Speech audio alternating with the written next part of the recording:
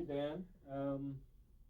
I know that there's tremendous, from show people that I hear about tremendous demand that are on the Snowbirds to perform, and you're setting out on a new season. How do you decide where you're going? And you've got to, who gets the best crack at the Snowbirds? Because of the, as far as the scheduling goes, because of the number of requests, the sheer number of requests that we do get every year, the scheduling process is one that is, in some respects, a lot of fun to do, in others sometimes frustrating, certainly very sensitive. Because basically, we get about four times the number of requests from different show sites across North America, and indeed from the world, across the world, I suppose, that we can actually accommodate. Now, in this first 20 years, our shows have been confined to North America. I'm hopeful in the future that that we will get to Europe. Certainly, the team has been invited to go to Europe for many, many years, and unfortunately never had a chance to get there. But in terms of scheduling in North America, basically there are certain guidelines that are laid down, keeping in mind that our mandate is public relations and recruiting. The first thing you want to do is to try and perform before as many Canadian people as you possibly can in a given show season that is obviously defined by, first of all, weather, and certainly defined by the number of months that it takes to work up our show. So basically, we're looking at a show season between April and October, roughly 5.5 to 6 months. There are certain shows in Canada that are given major air show status every year. Obvious ones, for example, would be Abbotsford in the west and the Canadian National Exhibition Air Show in the east in Toronto. So those are certain shows that we must do every year, and there are probably 5 or 6 of them in Canada that we do every year without fail, because that's where we're going to get major audiences. What we do then is we take those shows, and they will always take place relatively the same time every year, put those down on our scheduling board. Then we try and accommodate the wishes of the show site sponsors across North America as to when they would like to have their show. We have to, because of the range on the aircraft, it often takes us 4 or 5 hops in one day to get to a new show site. Good. Yeah, okay. So once we've got those 4 down, or those number of shows down, okay. Once we've decided where the major shows are going to be, that then determines regionally where we're going to be in North America at any given time during the air show schedule in the summertime.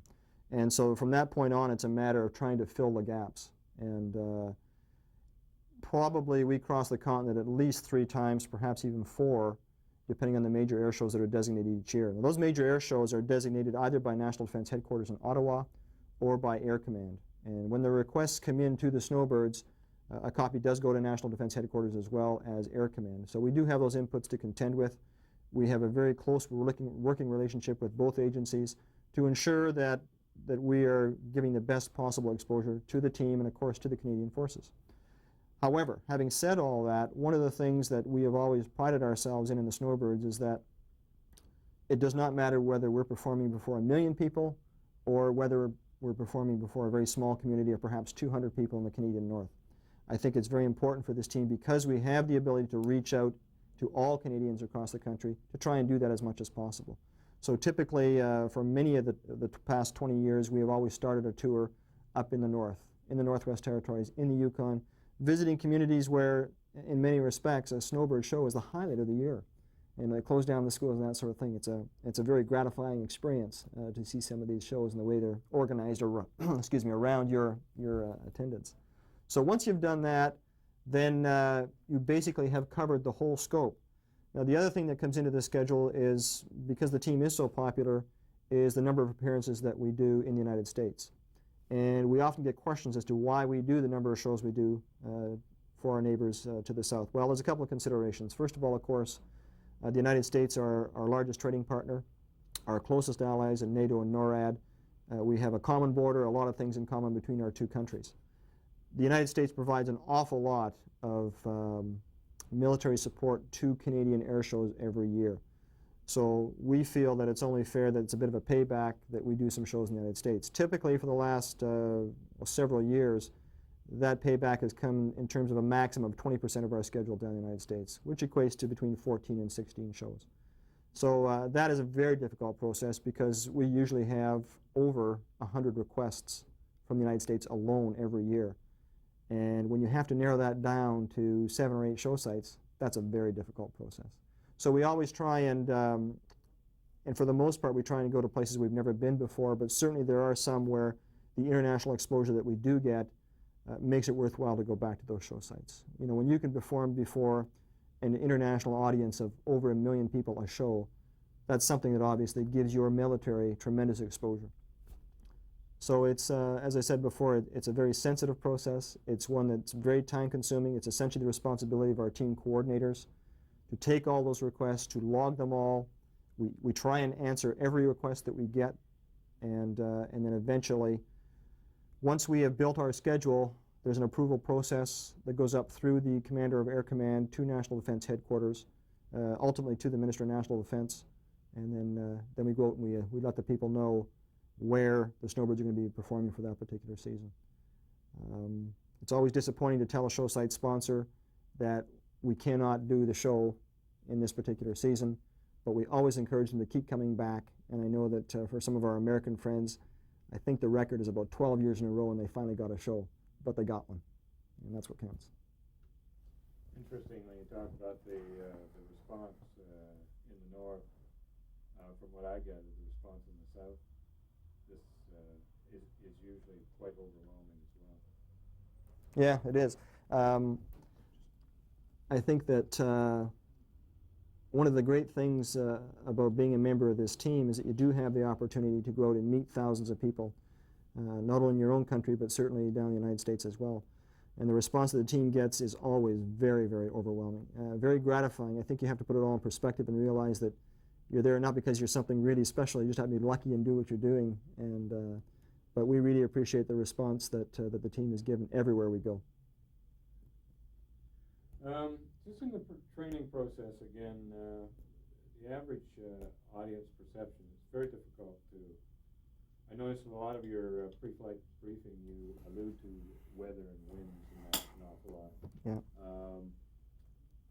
The average person would think that in high winds the formation would be blown all over the sky, but I've noticed that in fact it stays together almost like one huge aircraft. Since those kinds of conditions are such a difficult and area for you to cover, could you just comment on that? Yeah, I think one of the most challenging things about flying an air show with a large group of airplanes is the fact that you always have to contend with the conditions of the day, whether those conditions be strictly heat, when your aircraft's going to be power limited, or whether it include rain, for example, which we sometimes have to contend with, which can shut us down very quickly, but more particularly turbulence and wind.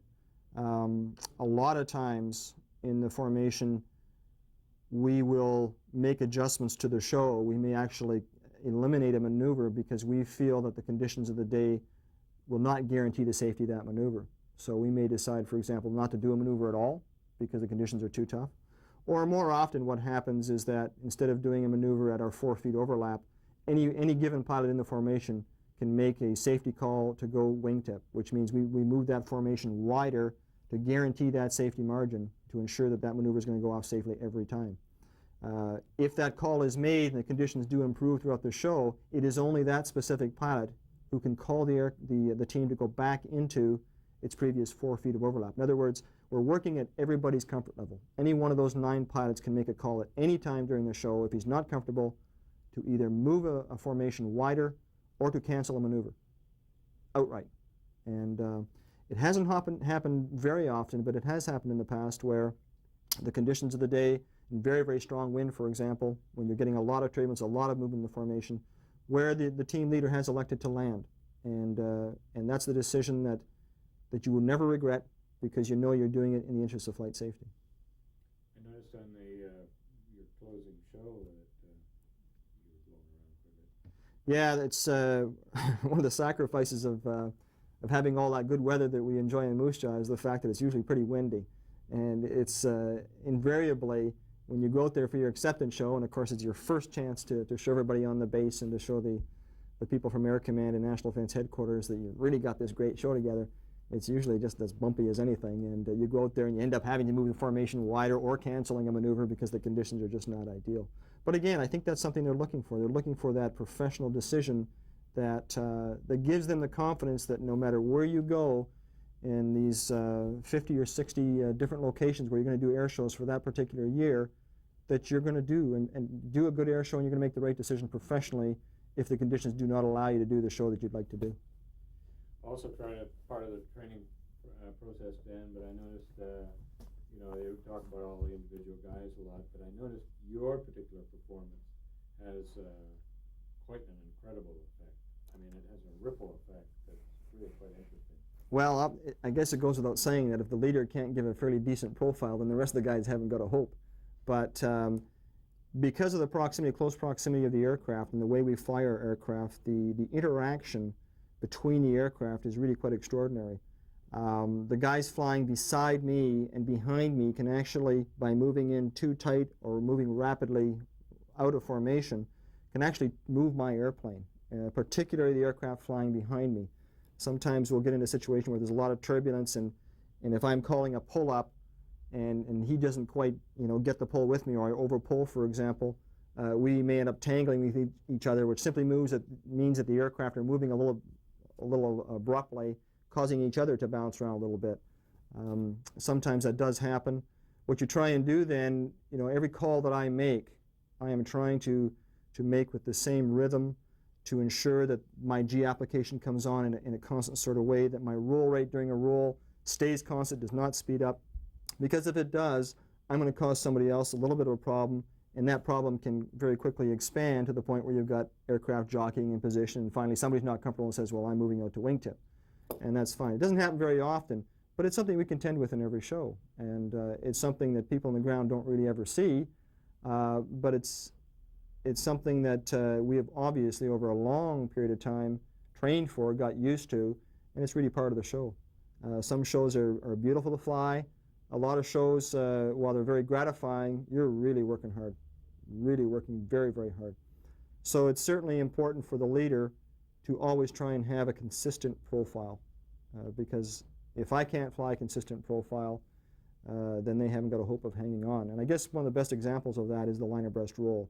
It is an extremely difficult maneuver, particularly with the aircraft that we fly, because the Tudor, although it's a great little airplane, if there's any criticism, it's a little bit underpowered for some of the things that we do with it. Well, during that line abreast roll, if my roll rate is off at all, or if my slowdown in the roll doesn't come at the right time, I'm either going to cause number 6 on the extreme right-hand side to fall out of position, or usually number 7 give him a hard time, because when the roll starts, 6 is at full power, 7's got his speed brakes out and his power back to stay with the roll. And halfway around that roll, number 7's got to put his speed brakes in and go full power at exactly the right instant, or he's going to stretch on that maneuver.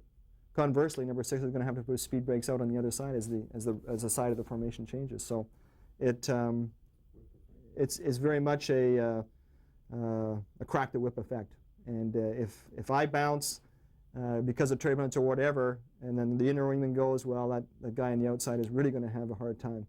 And so that's a classic maneuver where my profile's got to be just about bang on every time. When did you put that into the show? Oh, gee, I honestly don't know. A long, long time ago. I don't know when the line abreast roll was first tried. It's probably in the book, though. That covers it. I think Gordon covers it. Okay. What about? Yeah. The only problem I'm concerned about the shadow. That's quite all right. I like that. Mm-hmm. All right. Yeah. Okay, so now tell me about the Maple Leaf first. Okay, so basically, as I said, it comes in, you do this maneuver. Look at Cam. Okay, and then change formation down the back side, and this is where the split takes place, and you get all these aircraft, splitting up like And that. just use your hands again. And smoke off on the different areas, and you end up with imagination With in the sky. flag in the sky. Yeah, with the flag in the sky. Good. Okay. Okay. And using your hands a bit first, and then go to the. Okay, so same thing So again then yeah. with the fill-in. So on that one, Did you Oh, I'm sorry. Start over. Okay. Did you have A little more with your hands. okay. Did you have So difficulty getting this approved? well, it wasn't. It was something that it took some time, but basically it was more for the guys than anything else. So the way that worked then was he came in and this guy rolls, then this guy, and then the other two guys, and then you get into this section here where all 4 are rolling at one time into there. then they change maneuver and then back up around to this. Okay, back end pencil double down diamond roll. and hands up again.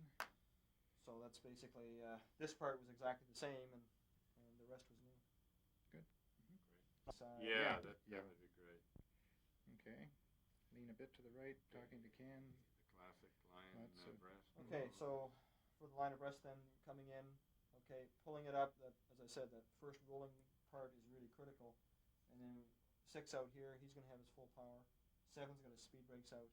And then we continue down the back side, and in here, then that roll switches, and then back around we continue into the loop. So that's what makes that maneuver particularly difficult. Look at Ken, yeah. Okay. Great 9-plane, a big 9-plane. Okay, This so is we're this is an doing the same example of thing. the The big 9-plane. 9-plane formation.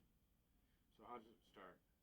Okay, well, basically we've gone through the show. You've got the two elements, the solos and the formation, working together independently. And then what happens here is that the two solos come across from dead side.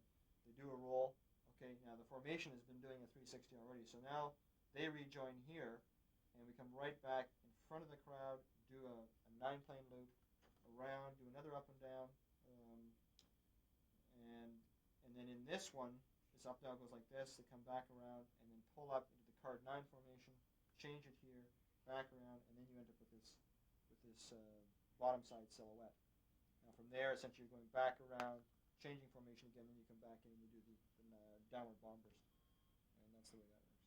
So that again is something I could have mentioned because that's a real bringing those solos in, rejoining the 9-plane formation was not done. I know one of the things we have to do, for example, is Mike and I got to go run through. We got to find a big diamond roll yet. Yeah. I think we've got to find another liner breast roll. Yeah. And Use your right hand as well. And once we have those, then you can look at incorporating it into Yeah, if I could have those specific. into those little areas at 1 hour that we said we needed some more stuff. Yeah. So Show them information with your hands and talk about it. and okay. The Like solos on this. passing each other, for instance, or some such. Oh, okay. I can't. The drawings are not really. Oh, okay. too- Okay. So anyway, that, as I was mentioning before, that closing formations where the solos come across like that, they both do a roll, and then the formation itself is over here, and then they're going to come in and rejoin that formation, split into here, come around the corner, back down, and then around on the loop. That once more, Dan. That was The good. whole thing? Yep. Just the hands. Show them rolling. Where they Okay. Well, join the two solos come through. Yeah. They both do a roll to the left. Okay. Now the formation's already here. Then they're coming in, rejoining, around the corner, back down, and then up we go around in the loop, and then out for this last closing part where we turn around and come back again. After that, then, is that good, Bob?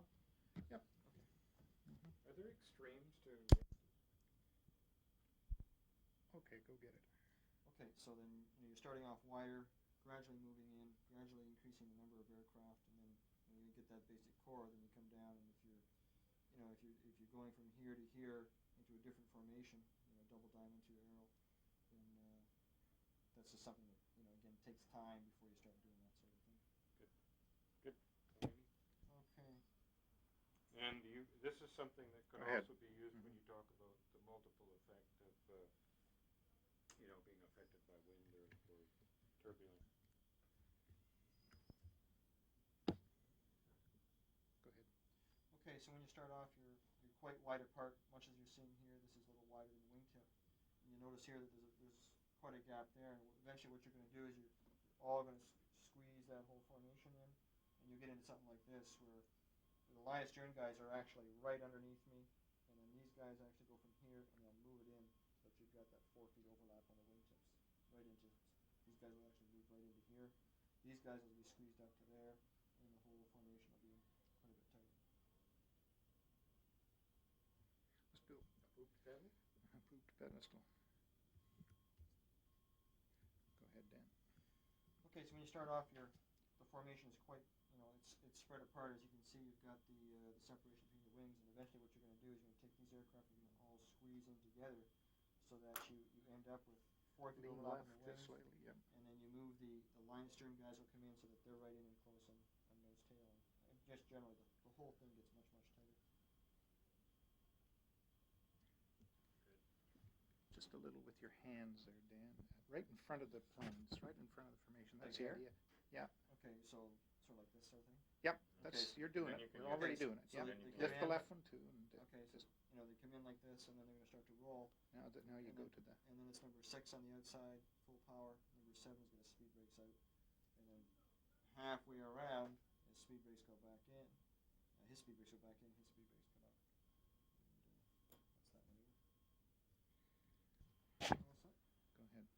Okay, so we're going to come in from this side, pull it up, and as soon as I start to roll, then number 6 here on the outside, he's at full power. While he's at full power, this guy over here is going to speed brakes out on the inside of the turn, and then as the formation switches, then his speed brakes go in, and then his actually come out.